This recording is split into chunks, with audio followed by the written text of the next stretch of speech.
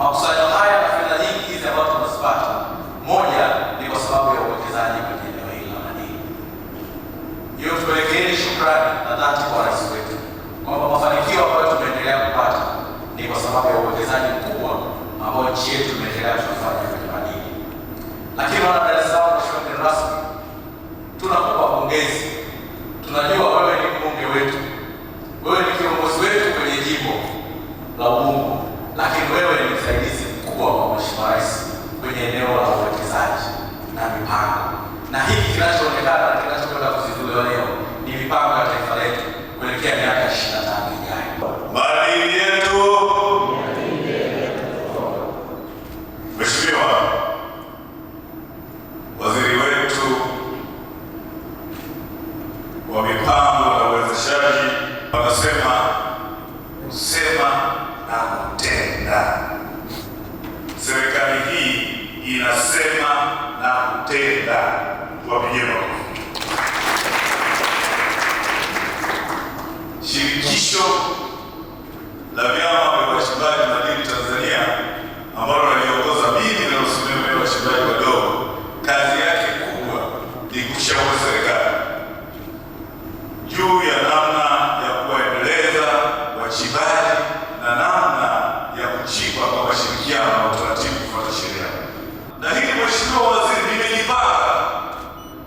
Nataka kulikuwa na maandamano ya uharakati. Mimi nataka niweke maandamano ya kiuchumi ya kuweka appreciation kwa Mheshimiwa Rais, kwa Mheshimiwa Spika wa Bunge, kwako wewe Mheshimiwa Waziri wetu wa madini na kamati ya bajeti kwa kutenga 10% ya mapato yote yanayotoka na mapato ya madini irudi kuendeleza wachimbaji wadogo.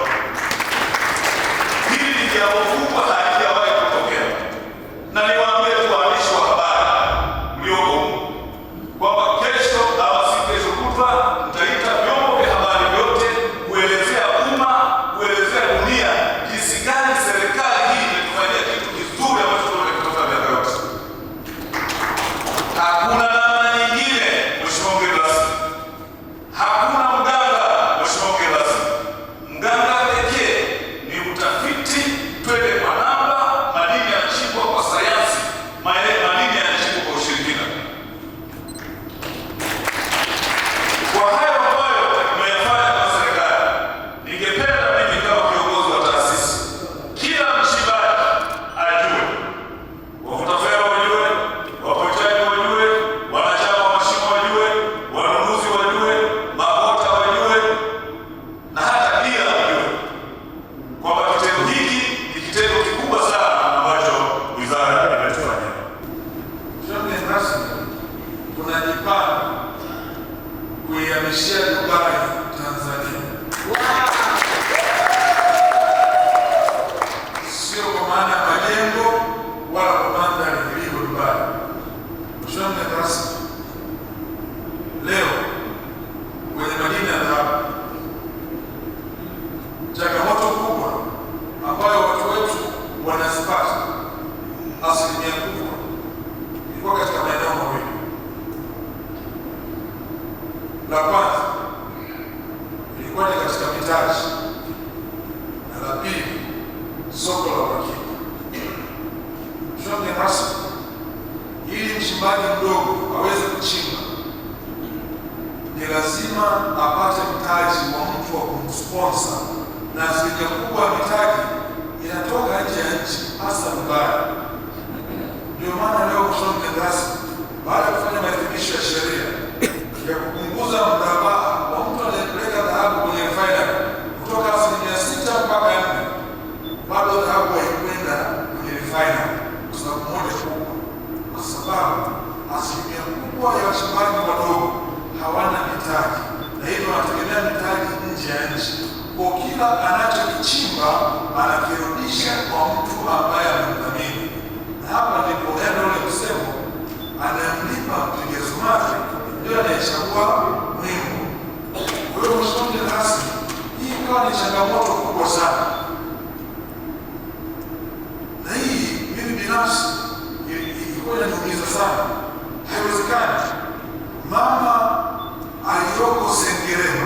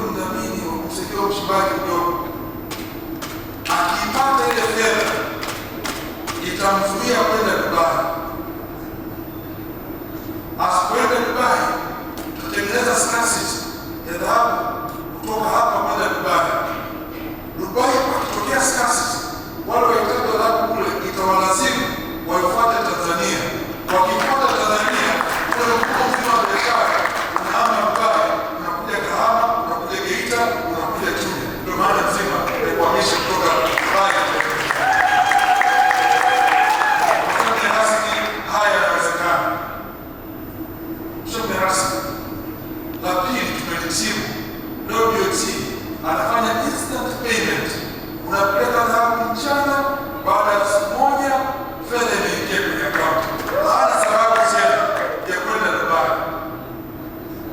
Mheshimiwa rasmi,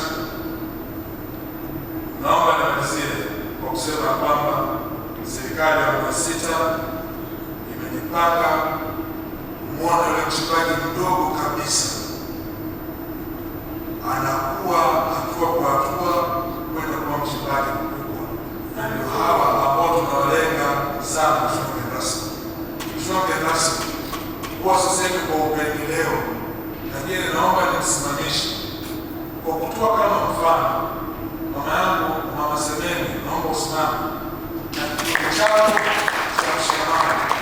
Mheshimiwa rasmi, hawa kina mama wanachimba Nyamshiga, tuliwasaidia kupata leseni katika udogo wao. Uone mantiki ya kuwezesha wachimbaji wadogo. Hawa kina mama wamejenga zahanati pale Nyamshiga na sasa wanakamilisha chumba cha daktari. Hawa sehemu ya CSR wanachimba kwa kubahatisha, hawana mitaji. Leo tunawafanyia jambo kubwa sana. Naamini Daktari Samia Suluhu Hassan historia itakwenda kumkumbuka katika namna alivyotendea haki sekta ya madini. Kitu kinaitwa sekta za kimageuzi. Zimechaguliwa sekta 9, na ili iingie kwenye vigezo hivyo inahitaji sifa kubwa 4. Ya kwanza, hiyo sekta itusaidie kuongeza mauzo ya bidhaa za Tanzania nje ya nchi, na kwa sasa unafahamu 50% ya uzaji wetu wote wa export value zinatokana na madini. Kwa tayari hapo ni mnatiki, lakini swala la leo iongeza kwa serikali. Tayari sekta yetu hii inachangia zaidi ya trilioni 1 kwenye mapato yasiyo ya kikodi. Umeanzia mpaka michango ya mashirika yote hapo. Mashirika yote hapo mchango kupeleka kwa serikali kuu na kagawio na michango yao. Ndio tunapangia makao kana wafikia trilioni 1. Lakini hapo lakini sekta moja ya madini pekee yake inapeleka trilioni 1. Kipiga makofi. La tatu ni ajira, kama nilivyoeleza, kina vijana ndio vijana kusaidia na vijana wote ambao hivi ukiondoa madini tunapeleka wapi? Kwa hivyo very key kwa swala la development na mwisho kwa sekta ya kichocheo ya sekta zingine. Kwa hivyo maana sekta ya madini imeingia kama moja ya sekta za kimageuzi. Sekta 9 kwa hiyo sekta ya madini. Hongereni sana.